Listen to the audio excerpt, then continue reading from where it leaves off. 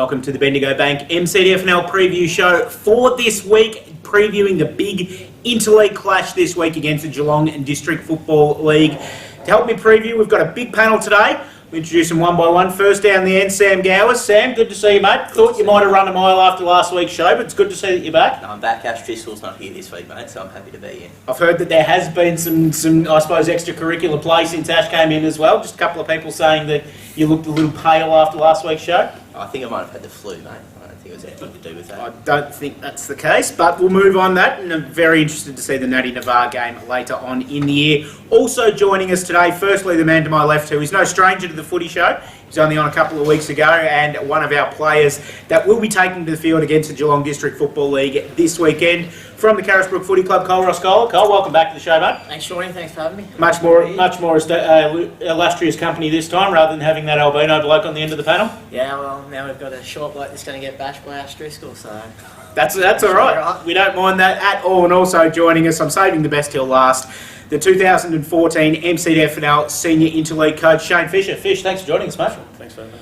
Firstly, welcome back to the Interleague coaching job. You've been an assistant for the last couple of years with the Ballarat Footy League, but you've taken on this job on your own right this year. How have you found being the head man, so to speak? Yeah, it's certainly it's good. Yeah, I think it's good to be involved with some other players, other clubs, other people. You know, more friendships, those kind of things. But there's a bit of pressure on us too.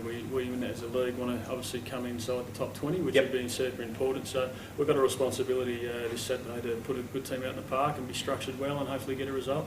How have you found training so far? You named a big squad, which serves a purpose because obviously you name a squad of 48, 49, not everybody turns up. How's the showing been this year and how's the intensity been in training? Yeah, look, the squad's probably panned out what we thought. We thought we'd pick a fair few more, obviously knowing that a few might not want to be available and injuries and that. And the guys that have been there, the committed have been terrific. I think we've probably ended up in reality having about 35 commit to the campaign, and we'll probably try tomorrow night with 30. We'll cut 5 off, whether that's a couple of injuries we copped on the weekend. But no, the commitment's been terrific, and they're starting to really unite together, and it's pleasing as a coaching aspect. How difficult it's going to be to cut those last 5 players off if everyone holds up after injuries? Oh, it'll be hard because they're all A-grade players. That's the thing. But I think we've set in stone that the process of there's going to be a few cut, and that's the reality. So I'm sure they'll be positive and hopefully stay involved. A few injury clouds, unfortunately, a couple of the forwards as well. We know Joel Smith hurt himself a couple of weeks ago for Campbell's Creek, and Matty Brown on the weekend didn't quite make it through the game. Any chance for either of them?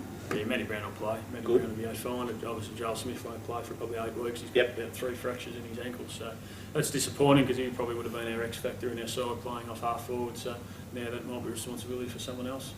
How do you structure up this game? Do you know much about the Geelong District Footy League side, or are you just basically saying, we're going to play our strengths, you guys come at us? Probably going to be that way. We do know a little bit about them, but that's all on paperwork and watching a couple of videos and looking at photos, which you're not going to get much out of. So, yeah, we're just going to have to pick the best side, and if we can, I've said in the past, if we can be accountable and play hard styles, attacking footy, fast footy, it'll keep us in the game and hopefully put us in a winning position. Cole, how have you found training so far for Interleague, mate? I know last time we spoke was just before the first Interleague training session. How's it been since then? Yeah, that first training session was just a bit of a session just for everybody to get a feel of each other out, I suppose.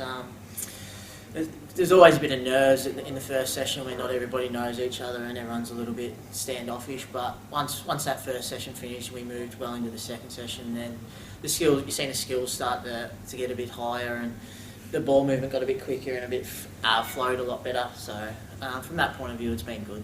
In that first session, you did a bit of an icebreaker with everybody in the rooms beforehand, where you had to tell somebody something that they might not have known about you, and a lot of gambling addicts that came out of that, wasn't there? There was. There was a lot of boys that liked to punt on the horses. One of them sitting on my right. I'm not sure whether it's too many blokes for backing a winner because they didn't seem so successful at it. No, that's exactly right. But how do you see your role coming in this weekend? Has Fish earmarked a certain role for you, or are you going in just kind of willing to basically do whatever Fish wants you to? Obviously we haven't spoken about that, but that's probably once the final side's selected, then Fish will sit down. I have no doubt he's very diligent as a coach, and he'll sit down with each player and map out the expectations he has with them and what role he sees them playing so we can have a win. You're saying all the right things, given you've still got blokes to cut from the squad, mate. He certainly is. I think he'd be right. With all these new players that you're meeting, Cole, has anyone surprised you on the track?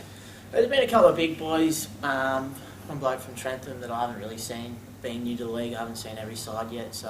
But there's obviously, I think I was speaking to Shane about it, there was probably 10 or 12 blokes that I've played with at Maryborough. So a lot of the squad I've seen before. I've watched a bit of the league, but From training wise, it's been very good. A couple of the Navarre boys have been very impressive on the track. What about your good friend Matthew Smith, mate? How's he been performing? Oh, he didn't come to train the other week. He was a bit sick, so I think he's loaded up on Limsip and all those other drugs he takes to get himself right. He seems to be always sick. If you ask him, it'd be leather poisoning because you reckon he got 50 on the weekend. I have no doubt he probably played on no one again. Yeah, probably right. I think he was embarrassed from what he said to the boys about what people didn't know about him. Yeah, we're not going to bring that one out because it would embarrass him, but it was quite amusing. Yeah, well. You can bring it out if you want. I'm only bringing that out. I think if anyone wants to know, they can go up and ask Matthew. But having lived with him, he is a serial pest. Yes, he is indeed. Sam just asked Cole this question, Shane, but has there been anybody that you've seen on the track that's kind of your impression of them has lifted a lot after picking them since actually seeing them train? Yeah, there's probably two certainly fit that mould. One would be Mark Strickland from Trenton, that Who's Cole might have mentioned Cole was before. referring to. Haven't really seen him play, seen a little bit of footage on the MCDFL game day footage, but he's great with two hands and his attitude's terrific. He's got good size, he works well. The other one would be Joel Cross, who we probably didn't put in the initial squad because he was playing hurt in the first couple of rounds, so we wanted to see how his footy went. He played against us the other week and he really proved that he wants to be part of this, and his training the other night was terrific as well. So those two are probably the keys that really surprised me. How much advantage do you get out of training at Princes Park? Obviously knowing the game's there and getting the guys, not so much Cole because he's played it as a home ground for a few years, but the other guys that haven't played at Princes Park much, getting them to know the nuances of the ground and where the dead pockets are and where not to kick to, etc. Yeah, it's certainly been in our advantage, and it's something we'll use the next two nights, Tuesday, Thursday as well. So yeah, we'll obviously we'll be out Carisbrook tomorrow night, but Thursday when we're there, we'll get our surrounds again, and hopefully it works for our advantage. Just speaking about Mark Strickland there, Fish, we see players from clubs that maybe haven't featured in interleague campaigns, maybe at Trentham, Royal Park. Do you think that's good for the league that those blokes are in it now? Yeah, it certainly is. I think we keep talking about Royal Park in particular and Trentham. Trentham will really turn the corner this year. They've been super competitive and playing a really good brand under Scobes. And Royal Park the same under Stewie. That it's a new vibe around the league. That some of these lower sides that have struggled, that they're really trying to improve, and they are. And we're seeing the score on a Saturday. And, once again, Royal Park haven't lost the game. They're going well. How's the feeling being back involved in the league, not just in the interleague coaching job, but also at club level as well this year after, I suppose, a couple of years away from the MCDFNL? Yeah, well, was one. I just had 1 year off, and it was probably a really good relaxing year to go and watch games. I watched Ballarat go. Obviously, I was involved with Ballarat, but going to watch Lexington a few times and go and watch some AFL games. It was good to refresh. But the opportunity to come back was looking forward to it. I guess I missed it. I coached for 12 years, and a year off, kind of wondered what I was doing on a Saturday morning. But I've really enjoyed it. Obviously, my wife's enjoying playing netball again as well. We've got the two girls that go out every Saturday. But yeah, it's good to be part of footy again. Yeah, I missed it. Looking to this weekend, obviously we've got the under-18 game on as well. How closely are you going to pay attention to that game, I suppose, early on when you get there, just to kind of have a look at players that may be able to push up into the senior squad next year?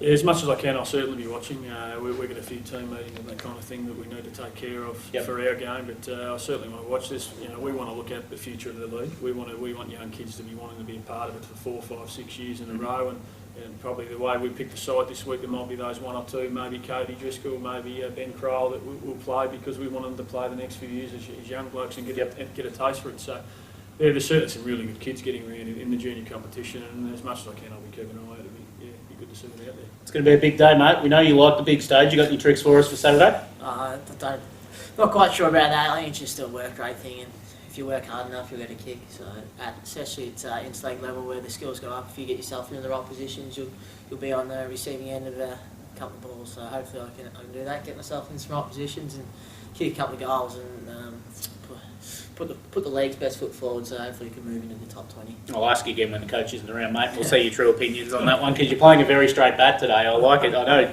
we spoke about cricket last time and you're just showing the face quite nicely tonight, mate. Always playing with a straight bat, surely. You are indeed. Thank you very much for joining us, boys, at previewing what's going to be a huge game this week. Let's make no mistake about it. If you've got nothing to do Saturday, get down to Princes Park. The senior game starts at 2:15. The under-18 game starts at 12 o'clock. We've also got a full day of netball ahead of us as well. It's only $10 to get in. It's the best $10 you'll spend to see the cream of the crop within the MCDFNL going around at Princes Park in Maryborough. Cole, good luck on the weekend, mate. Very much looking forward to seeing how you go. Thank you, Shawnee. Hopefully we can have a win. And Fish, mate, thanks for coming on board. Thanks for coming in today and all the best of luck on the weekend, mate. No worries, thank you. Thank you very much to the boys. Thanks to you as well, Sammy. Just down the end, mate, just chiming in with some gold down there today. Good work by you. I just want to know if Cole's going to wear the GPS this weekend. That's a good call, actually. Can you answer that one? It depends whether I get the jump really, so I can sew a little patch in. So maybe we might be able to give you some results for next week. How many Ks you predicting, mate? Nah, not too many, mate. Maybe just the 10. New style jumpers this year too, mate. So they might already have the built-in patch in there. We'll have to see what Flag got for you. That'd be fantastic. It would be, of course, and then he'll go out and tell everybody at the Flag on Saturday night just exactly how far he's run, won't you, mate? No, nothing like 3 that, or 4? Sean. I'll be home in bed doing the recovery for the next week against Malden. LT's not watching, mate. It's all right. Thanks for joining us once again, boys, on the MCDFNL preview show for another week. Interleague week this week. We'll see how it all panned up next week. We'll see you back here on the MCDFNL Footy Show.